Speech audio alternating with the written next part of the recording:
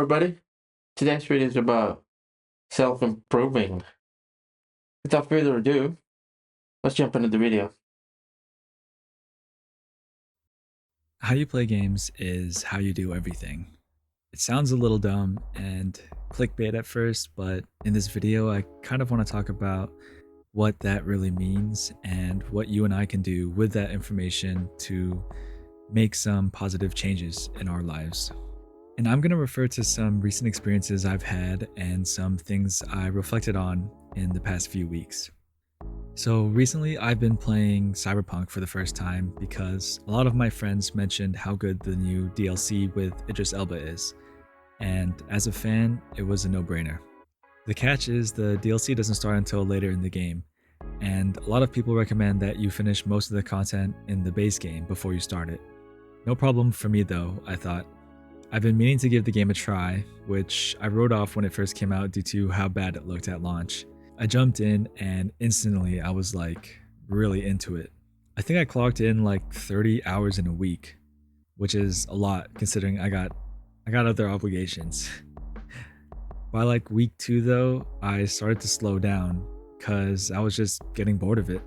A few days later, other games and things started to grab my attention and I dropped the game before I even got to the DLC. I think reason to that is he had plans from the first place, and same thing goes for me as well. I used to I I used to talk to my friends about games that I'm interested in playing before I play them, and sometimes I even know the end. I talk to my friends about games because so that I have assurance that the game is good. So what happened is that halfway through the game, I'm I'm already bored with the experience and the environment of the game delivers, which carrying the whole game, the uniqueness of the game. And in my opinion, that's not the way to play video games, especially in 2024, because video games these days are all about details. Of course, story matters too, but you get the point. What Cyberpunk did do for me though was make me want to watch John Wick again after seeing virtual Keanu Reeves do his thing. And that's where I heard this quote. How you do anything is how you do everything. Call it the first and the last rule of life. At first I was thinking like, damn, this guy sounds sinister as hell. But then my next thought was, does this quote have any truth to it? And if it did, then it would also mean that the way I play games mirrors the way I do everything, the way I live life. And I sat there for a while and thought, damn, yeah, I think that tracks. Now, I'm not saying that the quote means that since I played a ninja with a katana in Cyberpunk that I studied the blade in real life. What it's saying is that our actions, big or small, quick or slow, tend to follow a pattern. It means in general, people think and act in a consistent way. We're all creatures of habit. If you're a meticulous planner in life, chances are you game the same way. Or if you're a really aggressive risk taker in life, you probably play Jet in Valorant and bottom frag. Same. I'm an aggressive player or a rusher, whatever you want to call. In real life too. And boy, I messed up a lot. I messed up a lot with that. Unfortunately, in my case, since I'm the type of person that always finds some shiny new game to play, jumps wholly into it, and then gets bored and moves on without completing it, it means that's how I am in real life.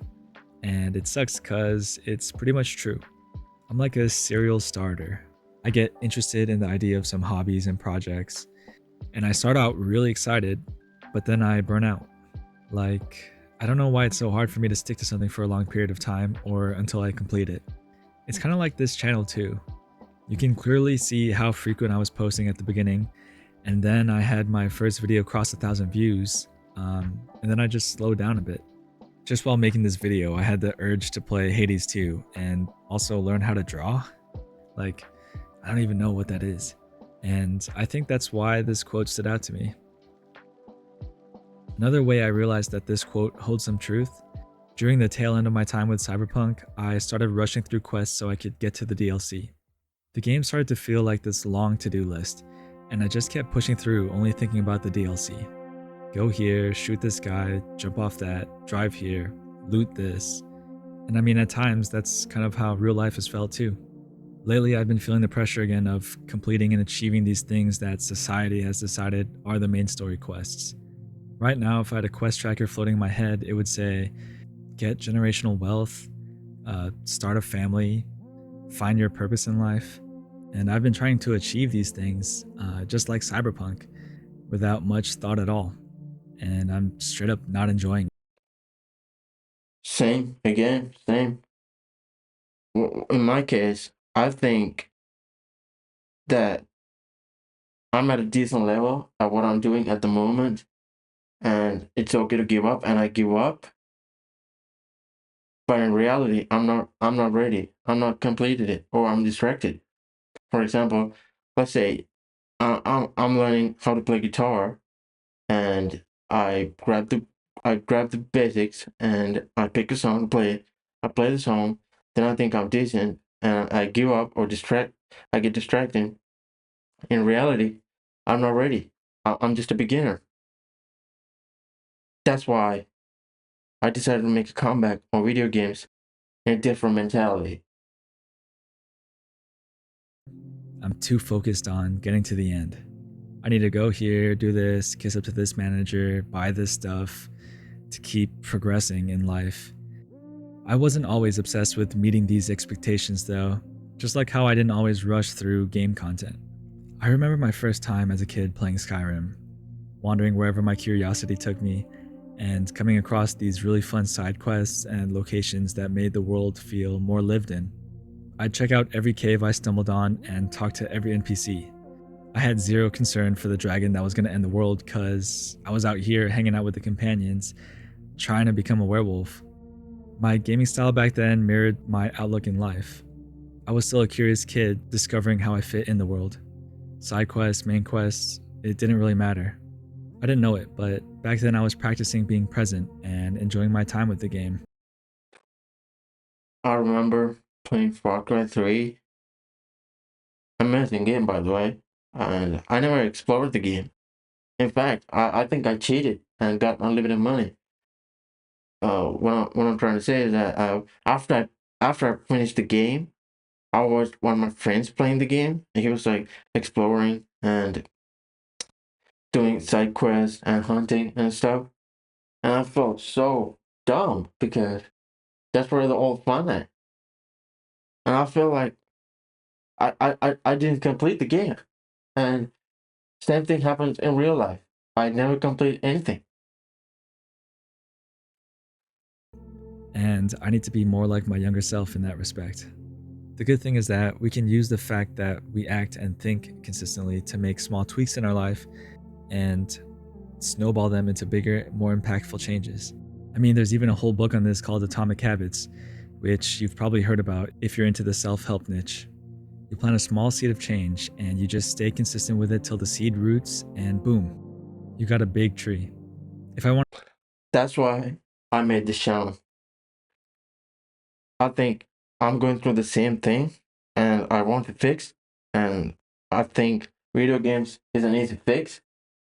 And so from now on, every game I play with patience and I'm going to enjoy the journey. And I will not rush into the next mission. So, yeah, I hope it will make an effect on me. Yeah, I hope. I hope it will make an effect on me. to become someone who commits to hobbies and personal projects and sees them through, then I need to start by finishing what I set out to do in video games. And if I want to get back to enjoying everyday life and not be lost in my head about these lofty plans, then I can start by not rushing through game content and instead just taking it slow, finding the fun in the moment to moment gameplay. And the idea is, if I make those changes in something as small as how I play games, then it can start to affect the way I read books, the way I work, the way I dedicate time and energy to things that matter to me, and the way I live life. So that's been the challenge I've set for myself. If you have big ambitions like becoming more of a leader or being more adaptable, the best way to start is by starting small and staying consistent. If you want to be more kind, then you got to stop the urge to flame these people that you are playing with. These small tweaks that we can make while we play games can end up being much more impactful in the long run, because how you do anything is how you do everything. Cool? Thanks for watching, y'all. Please like and subscribe. Yeah, W radio.